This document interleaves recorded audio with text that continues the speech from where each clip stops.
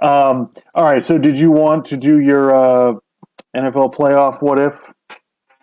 Sure, yeah. So I was trying to find other obscure stuff that maybe people haven't talked too much about. So I was looking this up, and I remembered that the 1987, 1988 Minnesota Vikings had lost in the NFC Championship game to the Redskins, who ended up going on, or Washington football team, who ended up going on to absolutely annihilate the Denver Broncos in the Super Bowl. So, and the way that they lost in the NFC Championship game that year was 17-10 Redskins, and the Vikings were like driving, and there was like a minute left, and Wade Wilson threw what should have been a touchdown pass. It looked like it was right in the guy's breadbasket, and he dropped it. So they didn't end up scoring. And then Washington, of course, ran the clock out, and they went to the Super Bowl, and Timmy Smith and Doug Williams throwing all those touchdown passes and just totally annihilating the Broncos. So I thought that was kind of interesting. I'm like, man, if the Vikings had made the Super Bowl that year, they probably would have beaten the Broncos. I mean, because if you're telling me they held that Redskins team to 17 points, like, okay, because the Redskins scored like 42 points against the Broncos.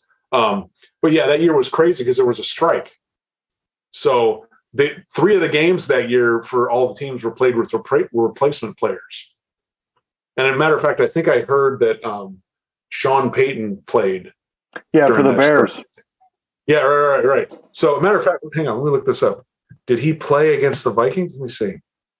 I don't know. He was when they had the replacement players in. He was one of the replacement players. I don't know.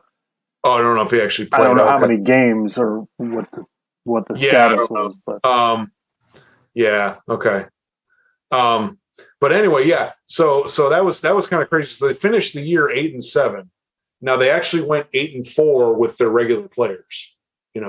So and they were kind of platooning quarterbacks because they had Wade Wilson, who was like 6'3", 200 something, and then they had Tommy Kramer, who they'd bring in sometimes. And I'm watching, like, if you go on YouTube, you can watch the whole. They went to the wild card round. They went at New Orleans. So they're playing New Orleans, and they start the game with Tommy Kramer, and he had like a shoulder injury, right? And John Madden and Pat Summerall were doing the game, and they're like, yeah, so Kramer's starting. They're going to see how long he can stay in the game. Basically, the first hit, his arm's probably going to go numb, so they're probably going to pull him out of the game. I'm like, what the fuck? Why would you start him then? What the hell?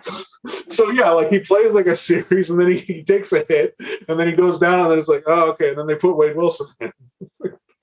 Which is just like, you can't imagine somebody doing that these days. Like, Well, yeah, they didn't treat quarterbacks like they were made of paper mache back then. They were just other players. It's just like, all right, you go play. It was far less. But that Vikings team, that was the Vikings team I grew up on. They were a lot of fun. They had Anthony Carter at wide receiver, and then later on they got Chris Carter. But yeah, it was like Wade Wilson, Tommy Kramer. They would just, one of them would play until they got hurt, and then they would put the other one in. And it was just like, you never knew what was going to happen in each game. And they were one of those teams that they were a good team. They had a good defense, and but they always ran into those teams in the NFC, the 49ers, the Giants, the Redskins, the Bears. They always ran into those teams that they could never beat. But in this year, they beat the crap out of the 49ers in the playoffs, which is something 36-24. Yeah, it's not something that happened very often back in those. At one point, they were up. Well, they were up like 30-14 or something, or 27-14. Yeah, and wasn't he had two? He had two touchdowns. Anthony Carter had 10 catches for 227 yards. Yeah, and wasn't that Jerry Rice's like record-setting year? Wasn't that the year where he had 22 touchdowns? That was the strike year. Yeah. Okay. So yeah, I was looking this up the other day. This is, by the way, looking at Jerry Rice's numbers, it's like looking at Wayne Gretzky's numbers. He's just he's so far beyond everybody else. It's comical. So in that season, okay, he had 22 touchdowns. You know how many catches he had? No. 86. In how many games? Wait, 12 games. Yeah, it was 12. Yeah, because they had the replacement players for the other ones. Oh my God. I might be wrong, but I know the 86 catches thing is correct. I don't know if it was in the strike shortened season. I think it was 87. I don't know if it was in that year or the year before that. I don't remember, but he from looking it up, yeah, 8. So 1 out of every 4 times you threw the ball to Jerry Rice, he caught a touchdown. It was just insanity. Like, yeah, Jerry. I looked at Randy Moss broke the touchdown record, but he had 120 catches. Yeah, That's just insanity. Which it kind of, I mean, it probably speaks to the fact that teams were not at 100 at full strength, which is probably part of the problem. But it's not like he was great in that year and wasn't good in any other years either. Yeah, he was unbelievable. He was yeah. Yeah, I mean the 49ers. I was watching some of the. I went on YouTube. I couldn't find the NFC Championship game against Washington, but I found watched some of because they had the full game on YouTube of the divisional playoff against the 49ers, which Joe Theismann was one of the commentators. And it was kind of funny because he starts off and he says, yeah, a lot of people are talking about Jerry Rice, and I think he'll have some impact on this game, but I'm more interested in Roger Craig. And I was just like, what the fuck are you talking about? Jerry Rice, like maybe that was the record-setting year, but anyway.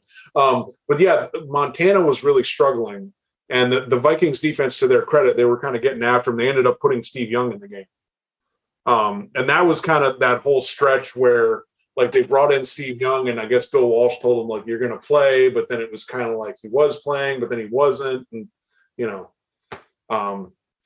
and remember, back in those days, a quarterback getting through all 16 games was an accomplishment.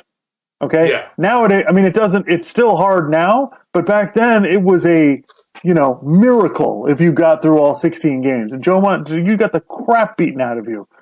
It's like, so it makes me, we were talking about this the other day, Joe Burrow got sacked 9 times in the game. And I'm like, yeah, but they're not 1994 sacks. Yeah. It's not the same. Like, he gets kind of tackled and knocked down. Like the worst part is when he has to hold on to the ball, throw it at the last second, and then get hit. Those are way worse than the sacks. So that's just kind of funny. So yeah, no, good one there, Clark. Good. Yeah, I mean, it's good just playoff what if. Crazy because you look at that, it's like, God, if they'd won that NFC Championship game, they probably, no offense to the Broncos that year, but they just were not in the same class as those NFC teams. So, I mean, granted, to the Broncos' credit, they started off the game, they got up 10-0. He threw that long touchdown pass to Ricky Nattiel. And they got up 10-0. It was just it was kind of crazy though, because like you think about the way that they played back then,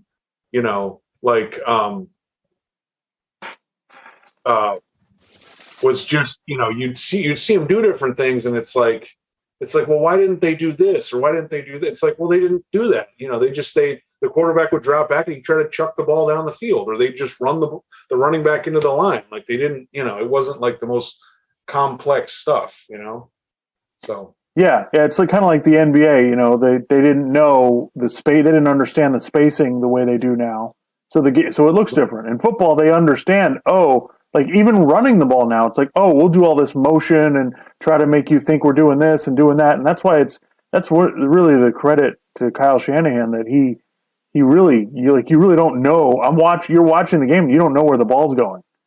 You don't know who's going to get it. You don't know which way it's going. They look like they're going this way, then they motion that way. So, yeah, we're far more creative now than we used to be. Yeah, well, and that's, obviously his father, like he got the zone running thing, and now his son is kind of taking it to the next evolution of it, I guess you could say.